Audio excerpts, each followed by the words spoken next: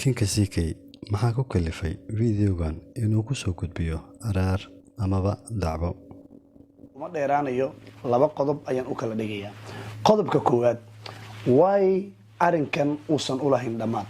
Qodobka labaad midda aan ka yaabay waxay tahay arin sanad iyo bar ka hor dhamaatay inaan mar kastaba arko in aniga wali lay daba socdo, dhibaatadeeda lagu raadinayo, ceebeyga lagu raadinayo. labada qodob oo kala dhigi doonaa. Su'aashan qabo waxay tahay ma waxaa jira wax kale oo aniga aan geystay? wax kale oo aan anigu geystay miyaa jira oo reerka sharafta leh dadka ka soo jeeda ay iga dhamaan la yihiin? anigu waan aqaanaa. anigu waxaan ahay nin social media muddo ku jiray. waxaan islahaa arinka halkan ku ekaan doonaa, kumu ekaanin. Sabab maxaa dheeri ah? Haddaba aan idin falanqeeyo. Kani waa channelka Kinka CK Family and Vlogs. Warbixintiisa ama informationkiisa.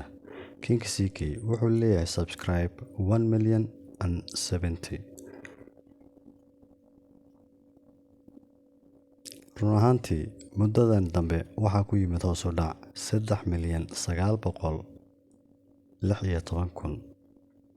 3,916,000 taasoo weliba sitimaan gudahoodii uu hoos u dhac ku yimid 130,400 oo views amaba daabasho 2022 bishan 9aad aynu ku jirno 10keedii.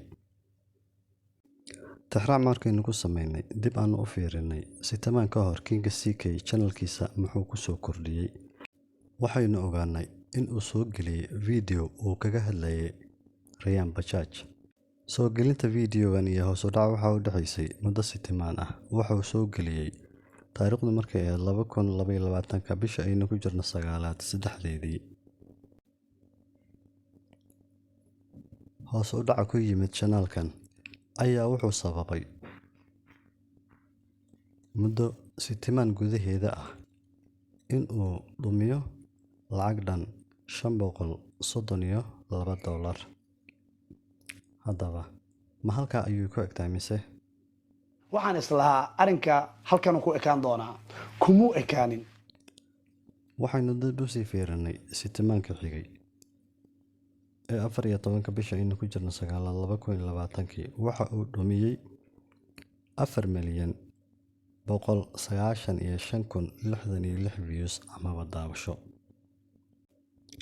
faragelinta lagu sameeyey channelkan waxay sababi doontaa in channelkan uu ahaan doono mid qarash la'aan ah oo dhaqaalihiisu noqon doono $0 amaba lacag la'aan.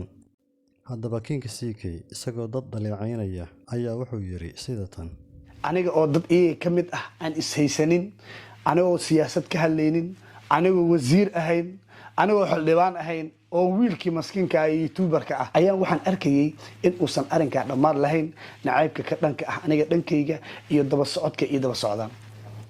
yacni wax ay ii reebteen male. dhan kasta waxay isku dayayeen inay aniga igu ijaafeeyaan, xanuujiyaan, dhibaateeyaan. yacni mar kasta waan yaabayay. Soomaalida waxay tiraahdaa gaalka dil gartiisana sii. comments-ka noogu soo qor aragtidaada oo ka dhiibo ra'yigaaga. fadlan ha naga iloobin subscribe, like iyo share. mahadsanid.